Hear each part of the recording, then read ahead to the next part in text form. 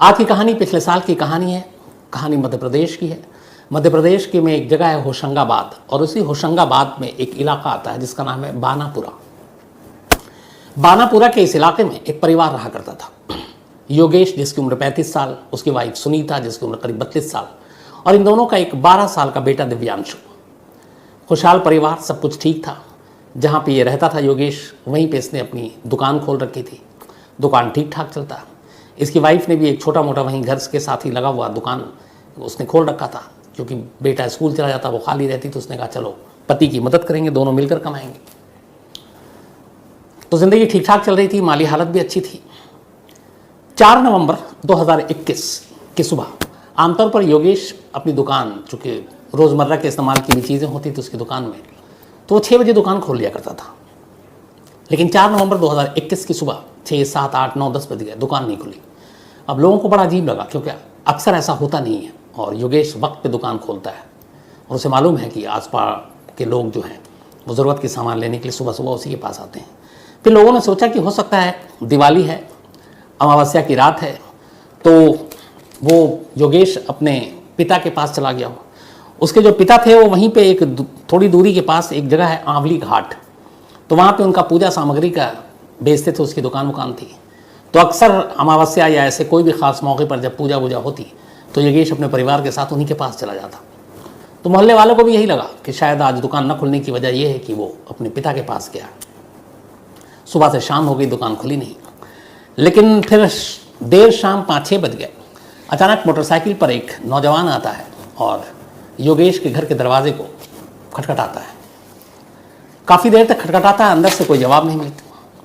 तब तक कुछ पड़ोसी आ जाते हैं, तो बताता है कि मैं असल में आज आंवल घाट गया था और वहाँ पे मेरी मुलाकात हुई एक शख्स से। उन्होंने कहा कि तुम उधर जा रहे हो, यानी इस इलाके में, तो वहाँ मेरा बेटा है, उसका घर है, ये पता है, तो इसको कुछ ये प्रसाद और बाकी चीज़ें दे देना।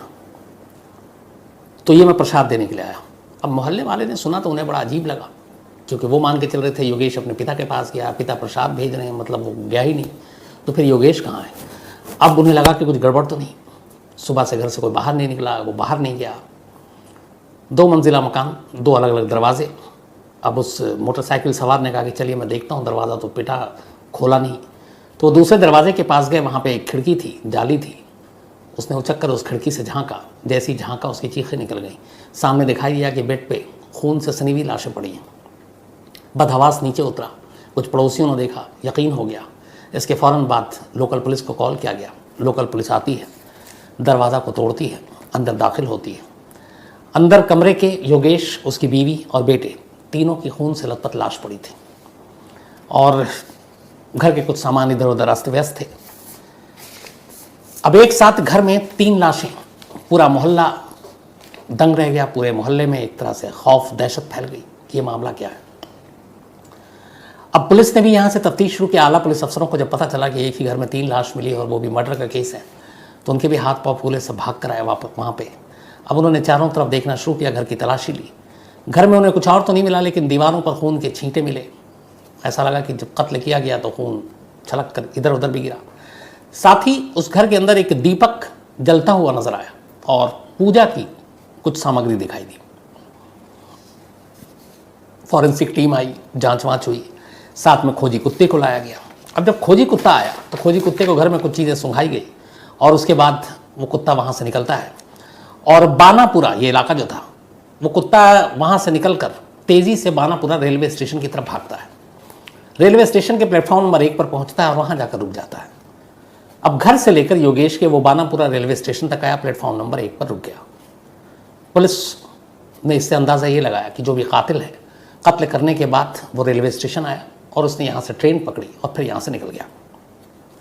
लेकिन चूंकि 1 नंबर प्लेटफॉर्म के बाद कुत्ते ने आगे कोई सुराग दिया नहीं, तो आगे अंधेरा, पुलिस के हाथ खाली। अब पुलिस ने अपनी तफ्तीश को फिर भी आगे बढ़ाई। लोग भी परेशान थे, 3 कत्ल। तब तक योगेश के पिता और बाकी फैमिली वालों को खबर दे दी गई थी, वो भी पहुंच चुके थे। अब पुलिस ने सबसे पहले पता किया कि योगेश से किसी से दुश्मनी तो नहीं है। तमाम लोगों से पूछताछ की, पता चला बहुत ही अच्छा परिवार, कोई दुश्मनी नहीं। घर में भी सबका ठीक ठाक, पति पत्नी के बीच भी अच्छे रिश्ते, बेटे के साथ भी अच्छा रिश्ता, जो कज़न हैं, बाकी माँ बाप हैं, उनके साथ भी अच्छा रिश्ता। तो फिर क्या, आखिर कौन है कातिल? पुलिस इसी उधेड़-बुन में लगी रही थी। अब इसी दौरान में पुलिस ने तमाम लोगों से बात की। योगेश के पिता से अब बात करनी शुरू की। उनका नाम था विनोद नामदेव, योगेश के पिता, जो पूजा सामग्री बेचा करते थे। तो उन्होंने बताया कि वो बिल्कुल ठीक था, माली हालत भी ऐसी कोई बुरी नहीं थी, सब कुछ ठीक चल रहा था। लेकिन कुछ वक्त पहले उसके घर में एक चोरी हुई थी और कुछ जेवर बहू के और कुछ पैसे चोरी हो गए थे। उसके बाद हमें पता चला था कि उसने किसी तांत्रिक को बुलाया था। उस तांत्रिक ने कहा था कि हम तुम्हारे चोरी का माल वापस ला देंगे। तो पुलिस ने कहा कि चोरी की रिपोर्ट थाने में लिखाई? उन्होंने कहा नहीं लिखाई। तो पुलिस ने पूछा क्यों नहीं लिखाई? तो उन्होंने कहा शायद उस तांत्रिक के भरोसे पर आ गए थे। इसी दौरान में योगेश का एक कज़न जिसका नाम गणेश, अब उससे पुलिस ने पूछताछ की। उसने कहा हाँ, भैया के घर पे अब हमेशा एक तांत्रिक आया करता था और उसने कहा कि कुछ वक्त पहले भाभी के कुछ जेवर और पैसे गायब हो गए थे और वो बहुत परेशान थी। योगेश कहता था कोई बात नहीं, मिल जाएगा। लेकिन इत्तेफाक से कुछ वक्त बीता, फिर घर में चोरी हो गई। अब दूसरी बार चोरी हुई तो सुनीता घबरा गई। उसने कहा कि हमारे घर में पक्का कोई साया है, कोई प्रेत है, किसी ने नज़र लगा रखी है। तो उसने कहा नहीं, हम पुलिस में रिपोर्ट करते हैं। उसने कहा पुलिस से कुछ नहीं होगा, ये तो झाड़ फूक का मामला है, किसी तांत्रिक से ही ये सब कुछ मिलेगा और हमारे जेवर बड़े हमारे लिए यादगार हैं, तो वही दिला सकता है। अब योगेश परेशान इन चीज़ों को मानता नहीं, सुनीता फोर्स कर रही है। मतलब तभी ये गणेश, योगेश का जो कज़न है, उसने एक रोज़ भाभी से कहा कि भाभी मैं एक तांत्रिक को जानता हूँ और वो हरदा ज़िले में एक शख्स है जिसका नाम है गणेश काशिफ, और वो उसके बारे में है कि वो चोरी हुआ माल वापस ले आता है, गड़े मुर्दे कहाँ, वो गड़े खजाने कहाँ पे, वो भी ढूंढ निकालता है। बहुत ही पहुँचा हुआ तांत्रिक है। सुनीता खुश हो जाती है, कहती भैया किसी तरह बुलाओ उसको। हरदा तक मैसेज जाता है। उसका कहता है कि वो तांत्रिक इस घर में कई बार आया। अब पुलिस को ये अंदाज़ा हो गया कि एक तांत्रिक घर आता है। मौका वारदात के दिन जब ये लाश मिली, घर में एक दिया जल रहा था, पूजा की सामग्री थी। पुलिस ने उसको भी उससे जोड़ा और उस रात अमावस की रात थी। अब पुलिस ने इन सारी चीज़ों को जोड़ने के बाद कहा कि उस हरदा के तांत्रिक को पूछताछ के लिए पहले बुलाया जाए। पुलिस की एक टीम हरदा गई और फिर वहाँ से गणेश काशिफ, जो तांत्रिक बिल्कुल नौ उम्र, बहुत बड़ा नहीं, 25-26 साल का, उससे भी बल्कि कम। पुलिस को पहले देखकर तो यकीन ही नहीं आया कि ये तंत्र मंत्र और तांत्रिक इतना सब कुछ हो सकता है। लेकिन खैर उससे पूछा। उसने कहा कुछ वक्त पहले इनके घर में चोरी हुई तो मुझे बुलाया गया था। मैंने कहा था ठीक है, आपके चोरी के पैसे वापस दे देंगे, और बस इतना ही था सब कुछ। पर पुलिस ने फिर सख्ती से पूछताछ की। जब सख्ती से पूछताछ की तो फिर तांत्रिक ने अपना मुंह खोला और फिर उसने पूरी कहानी बताई। उसने कहा कि मुझे इस परिवार के लोगों ने संपर्क किया था, घर में जेवर और पैसे चोरी हो गए थे और मैं इंद्रजाल नाम की एक किताब पढ़ रहा था और मुझे तंत्र मंत्र और इन चीज़ों को, गड़े खजाने और ये सारी चीज़ों को हासिल करने का बड़ा शौक़ है और मुझे यकीन है कि इसके लिए विद्या है और एक अच्छा तांत्रिक इन चीज़ों को ढूंढ सकता है। तो हमने उनको कई चीज़ें दी, ताबीज़ दिए, पूजा सामग्री दी, कुछ बताया ये उपाय करो, और उनके घर में कई बार हवन भी किया। वो हमें पैसे देते। धीरे धीरे मैं काफ़ी पैसे ले चुका था, पर खोया हुआ, चोरी हो गया सामान मिल नहीं रहा था। उधर प्रेशर भी था। इस दौरान में अब फिर अचानक अमावस्या की रात आने वाली थी, दिवाली के दौरान। तो इस तांत्रिक ने ये सुना था कि अगर अमावस्या की रात इंसान की बलि दी जाए तो उसके अंदर अजीब सी शक्ति आती है, एक ऐसी शक्ति जो उसको एक बेहतरीन तांत्रिक बनाएगा और जिसके ज़रिए फिर वो खोए हुए धन, चोरी गया माल, गड़े हुए ख़जाने, इन सब को ढूंढने और इन सब का पता लगाने की बेपनाह शक्ति उसके पास होगी। अब ये उसने सारी किताबें ये दिन भर पढ़ता रहता था। अब उसके बाद उसे लगा कि अगर अमावस्या की रात में बलि दूं तो ये सब कुछ हो सकता है, लेकिन बलि का मतलब फिर अब इंसानों को मारना, क्या करे। इसी दौरान में सुनीता और योगेश के घर पे चोरी गया माल ढूंढने के लिए इसको संपर्क किया गया। ये आता जाता, काफ़ी पैसे भी ले लिए, हज़ारों रुपए। लेकिन अब एक तांत्रिक पुलिस तो है नहीं जो अपनी विद्या से ये बताए कि ये पैसा किसने लिया, कहाँ किसने चुराया। तो वो टाल रहा था, बेवकूफ़ बना रहा था। पैसे, सामान, जेवर मिल नहीं रहे थे। इसी दौरान में अब उसे याद आया कि एक तरफ पैसे ले रहे हैं, दूसरी तरफ अमावस्या की रात नज़दीक है और उसको सबसे बड़ा तांत्रिक बनना था। उसे अपार शक्ति चाहिए थी ताकि वो बेहद धनवान हो जाए, अमीर हो जाए और कहाँ कहाँ ख़जाने गड़े हुए हैं, ये सारी चीज़ों का उसको सुराग मिल जाए। बट उसके लिए फिर वही जो कुछ उसने पढ़ा, कुछ बात की, तो उसका ये था कि इसके लिए बलि देनी ज़रूरी है। फिर उसके दिमाग में ख्याल आया कि सुनीता का परिवार बहुत ज़्यादा परेशान है खोए हुए अपने पैसे और जेवर को वापस पाने के लिए। उसने कहा कि अगर इनकी बलि दे दूं तो मेरा काम भी हो जाएगा, किसी को शक भी नहीं होगा और मुझे तमाम शक्तियां मिल जाएंगी। इसी के बाद बड़ी प्लानिंग के साथ एक रोज़ ये गया और सुनीता को कहा कि देखो, अब तक जो कुछ मैंने किया है, ताबीज़ से लेके सब कुछ, अब आखिरी मौका आ गया और इस बार गारंटी है कि तुम्हारा चोर भी पता चल जाएगा, चोरी गया माल भी मिल जाएगा। बट उसके लिए ज़रूरी है कि अमावस्या की रात तुम्हारे घर पर एक तांत्रिक साधना करूं। सुनीता इन सब चीज़ों के जाल में फंसी हुई थी। योगेश ने उसे समझाया भी, लेकिन सुनीता मानी नहीं। बीवी के दबाव में आकर योगेश तैयार हो गया। उसके बाद इस तांत्रिक ने उसे कुछ एक लिस्ट दी कि ये सामान लेकर आओ, और वो सारे सामान पूजा सामग्री के आ गए। फिर इसने कहा कि ये जो मैं स्पेशल पूजा करूँगा, साधना, ये तुम्हारा परिवार नहीं देखना चाहिए, मतलब ना योगेश, ना सुनीता, ना उसका बेटा दिव्यांशु, होगा घर में।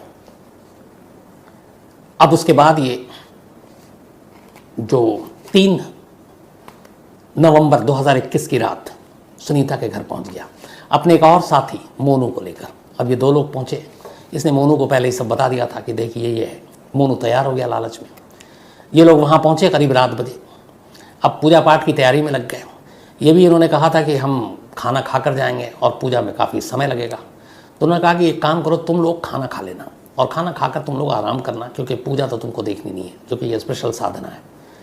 तो सुनीता मान गई, खुश हो गई। उसके बाद उसने एक पुड़िया दिया सुनीता को। उसने कहा ये भभूत है, तुम जो भी सब्ज़ी बना रही हो उसमें डाल देना, इससे सारी बलाएँ दूर हो जाएंगी। और वो एक भभूत भस्म जैसी चीज़ उसने उसको दे दी कि इसको सब्ज़ी में डालनी है। सुनीता खुश हो गई। उसे लगा कि आज तो कल्याण हो जाएगा, आज स्पेशल पूजा भी है, सब कुछ ठीक होगा, पैसे मिल जाएंगे। उसने खाना खाया। तांत्रिक ने कहा कि अब तुम दोनों आराम करो, जब पूजा खत्म होगी हम तो तुम्हें उठा लेंगे। तीनों अपने कमरे में चले गए। वो भभूत असल में बेहोशी की दवा थी। तीनों ने खाना खाया, तीनों बेहोश हो गए। अब देर रात करीब 2 घंटे तक अनुष्ठान किया इसने उसी घर में। पर यह अनुष्ठान चोरी गए सामान को वापस लाने के लिए नहीं था, बल्कि इंसानों की बलि देने से पहले किया जाने वाला जो भी उसने पढ़ा था वो कर रहा था। 2 घंटे तक अनुष्ठान किया। रात के करीब 12 बजे के आसपास इसने अब ये चेक करना था कि वो तीनों सो गए, उनके ऊपर बेहोशी की दवा ने असर किया कि नहीं। तो ये उठता है, आवाज़ देता है, पहले सुनीता को, फिर सोनू को, फिर दिव्यांशु को। उधर से कोई जवाब नहीं मिलता। फिर ये चुप से अंदर दाखिल होता है। जब अंदर दाखिल होता है तो देखता है कि तीनों बिस्तर पर हैं, बेसुध हैं।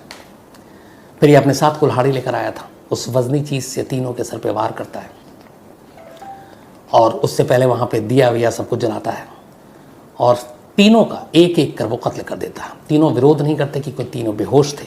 उस भभूत के नाम पर ऑलरेडी खाने में वो बेहोशी की दवा खा चुके थे।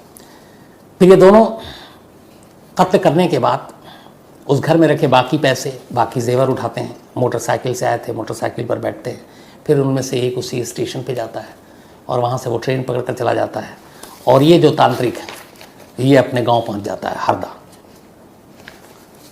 और इस तरीके से एक परिवार, ख़ास तौर पर सुनीता, जिसे उम्मीद थी कि ये तांत्रिक जो है उसके खोए हुए, चोरी गए पैसे वापस ले आएंगे, उस अंधविश्वास के चक्कर में एक परिवार के 3 लोगों की जान चली गई इंसानी बलि के नाम पर।